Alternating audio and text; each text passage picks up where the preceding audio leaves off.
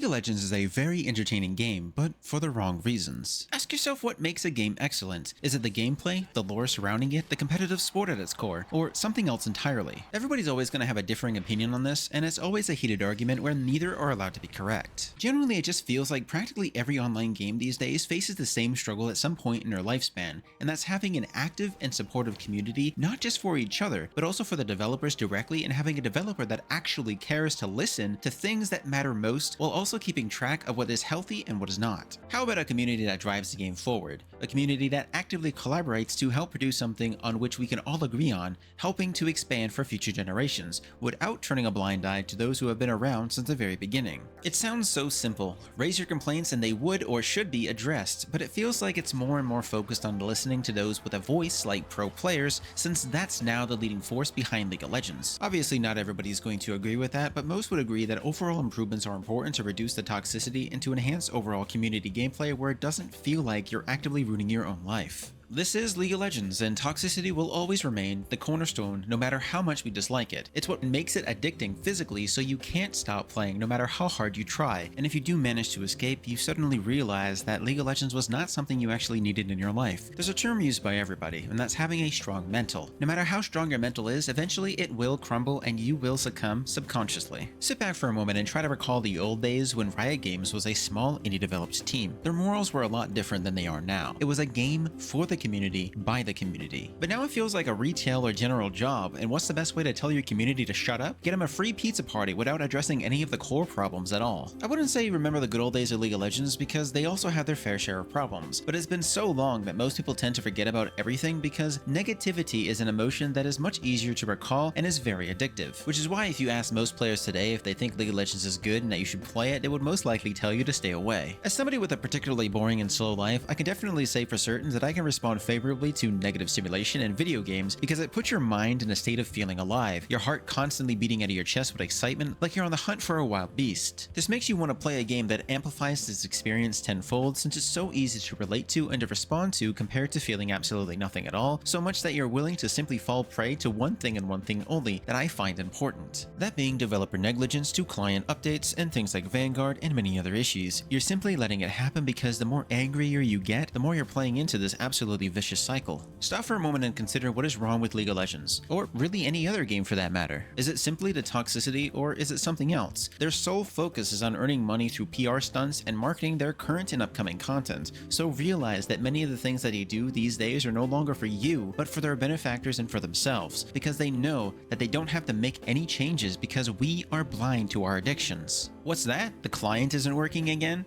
Well, you'll continue to struggle to log in for hours until the client does work. Why the hell would they actually spend money and resources on fixing something that you'll fix for them, even if it's something that you have to do every single time you try to log in? You'll be furious, with rage coursing to every fiber of your being, and when you finally do get into your game, if you ever do, whether it's after hours of Vanguard errors or the Ghost client launches, you'll most likely take out all that anger on the guys you're playing with and against, resulting in a penalty on your account, which once again fuels more and more anger to the point where it's just a vicious cycle. Perhaps you'll be fortunate enough to eventually draw a line in the sand and say Vanguard is the equivalent of de novo. It has a function, which is to keep out bot players, cheaters, or so they say. They say a lot of things, most of which is absolute bullshit, but it has an unintended consequence for everybody, affecting those with alt accounts or conflicting hardware, and they refuse to backpedal on this one invasive update, even though it does nothing. Have you even looked at bot games? It doesn't stop anything. It's nice to see games get terminated if they do by chance catch a hacker, but half of the community cannot even launch the client, let alone games to witness such a scripter-free environment. This is why a lot of us are leaving and uninstalling League of Legends. It's sad because it's got less to do with the game being bad, and it's simply a fun game when we are actually able to physically play it. Think about when Teemo was getting a rework and the community outrage drove them to revert him, and then they simply ported it over to the Wild Rift version. Well, if you were actually paying attention in the background, right after this happened, they increased Twitch's AP ratios without any nerfs. Was it a coincidence? I don't think so. It was their way basically telling us that they can do whatever they want and they will do it regardless of our opinions. How about when Aphelios was one of the most imposing ADCs in professional play and they wanted to see Caitlyn on stage, giving her massive buffs despite the fact that she was already one of the most played champions in every single rank for non-professional gameplay. They reverted it because it was a complete mistake. They really don't pay attention, and when they do, they rarely do anything worthwhile with their changes. I could go on and on about how many game changes that they've made over the last decade.